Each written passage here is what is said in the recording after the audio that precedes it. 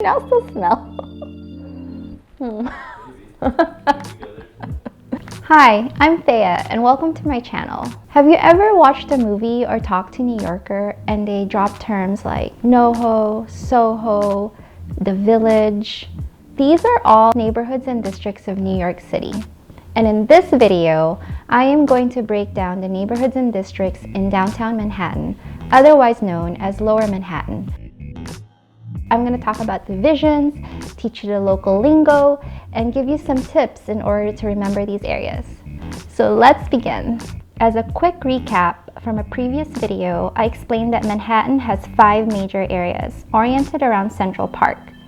Each of these areas are further divided into different well-known neighborhoods. So let's zoom in on downtown Manhattan, also known as Lower Manhattan. As a caveat, some of these boundaries are disputed. I've taken the most popular and widely accepted information. All of my resources are listed below if you would like to read more, and if there's something that you'd like to add at the end of the video, please comment down below. I would love to hear from you. The entire Lower Manhattan is everything below 14th Street.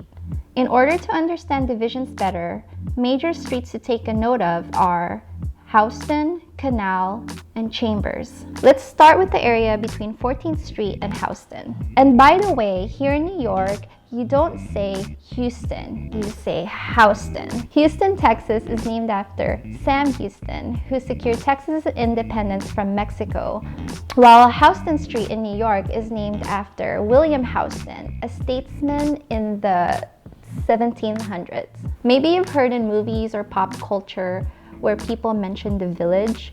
They're referring to Greenwich Village that spans from Hudson all the way to Broadway. The name is from the Dutch settlers. The name Greenwich came from this Dutch word that means green district. Greenwich was a very important district back in the 20th century because a lot of ideas and major movements were given birth in Greenwich. We're talking about political, artistic, and cultural movements that really shaped the 20th century. Today, it's still one of the most chic places to be in NYC. Within Greenwich Village is West Village, starting from 6th Avenue all the way to Hudson.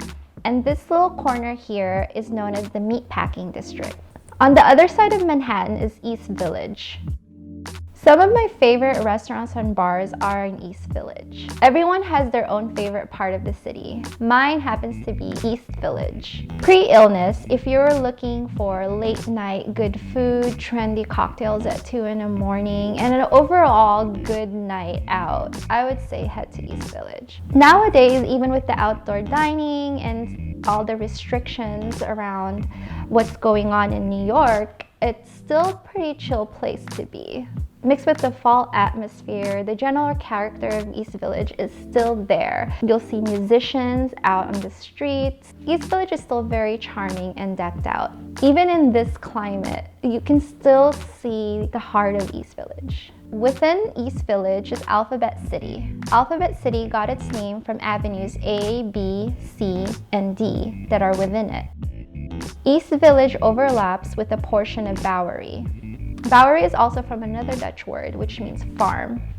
Within Bowery, there's a known district where you can buy restaurant, equipment and appliances, and lighting fixtures. You'll also find an area which is unofficially called Little Saigon.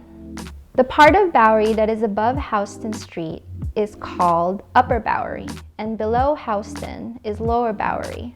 Wedged between Greenwich Village and East Village is NoHo, short for North of Houston.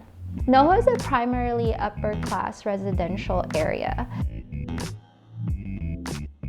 Before 2020, a studio or a one-bedroom could be around $5,000 per month, but now it's a little cheaper. But when I say a little cheaper, it's more like $4,000. If you're lucky, you can get it at $3,500. Now let's move to this area between Houston and Canal. Canal Street actually used to be a sewer canal in the 1800s. It was actually quite a problem for the city back then because of the stench. And because it smelled bad, it wasn't a popular place to live at. and so it became a notorious slum area back in the day. Now, Canal does not smell. Does it still smell? On the east portion below Houston, up to Canal, is the Lower East Side. Locals sometimes referred to this as LES. Historically, the East Village used to be part of LES. It was its one whole area. But in the 1960s, it became a popular hub for musicians, artists, the bohemian crowd in general. So it slowly gained its own identity, different from the Lower East Side, and today we know East Village as East Village and Lower East Side as Lower East Side. Proof of this is that some people still refer to Alphabet City as Losaida, a Latino pronunciation of Lower East Side. In this area right here in the middle, you will find Nolita, short for, wait for it, north of Little Italy, because right below it is Little Italy. Nolita was historically part of Little Italy, but it slowly also gained its own identity that was different from Little Italy. So now we have the separation of the two. And if you have a NoHo, then naturally there would be a SoHo south of Houston. But the boundaries of SoHo are disputed heavily. Sources agree that SoHo is between Houston and Canal, but the boundaries of east and west vary according to sources. Some say it's this area, or even this area, from Lafayette to Hudson. But for the sake of this video, let's go with this area courtesy of Wikimap, starting from Lafayette all the way to 6th Avenue. SoHo is known for upscale and trendy shops. If you want to do some bougie shopping, forget 5th Avenue. I would suggest going to SoHo. Now let's move on to the area between Canal and Chambers. This is where some weird overlapping is going to happen, so stay with me. There is an area right here called Two Bridges. The name is derived from the fact that this area is within the footing of the Brooklyn Bridge and the Manhattan Bridge. Right next to it, with some weird overlap going on, is Chinatown.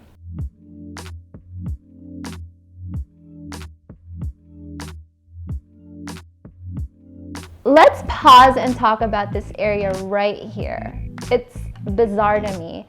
I discovered this area the first week I moved to New York. It's a place where Little Italy and Chinatown just melt together. You could be having pesto pasta for lunch in one restaurant and picking up dim sum to go in another. I love it. There was once a shop that I found that had a Jesus statue right next to a Buddhist statue. A little bit of everything for everyone. Below Chinatown is the Civic Center. The Civic is aptly named because you'll find the New York City Hall, One Police Plaza, and the courthouses in Foley Square, and the Metropolitan Correctional Center. And of course, we can't forget the famous Tribeca, which is short for, wait for it, Triangle Below Canal, because it's shaped like a triangle below Canal, but it's more like a trapezoid. Tribeca is full of celebrities and entrepreneurs, but it's most famous for the Tribeca Film Festival, which was created right after 9/11 to just lift the spirit of the city. This strip right here is Battery Park City, which is mainly residential. And last but not least, everything below Chambers Street is the Financial District, also known as FIDI. The Financial District is home to the Charging Bull, New York Stock Exchange, the World Trade Center, and Wall Street. If you're touring New York, I no doubt that you will end up in the Financial District. And all these areas are just within short walking distance from each other.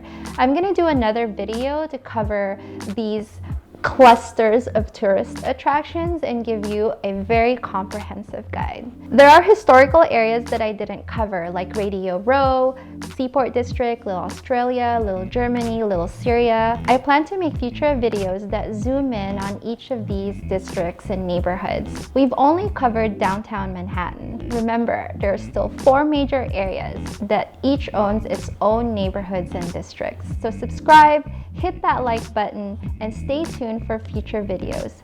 Thank you for watching. Does canal smell? Does canal still smell?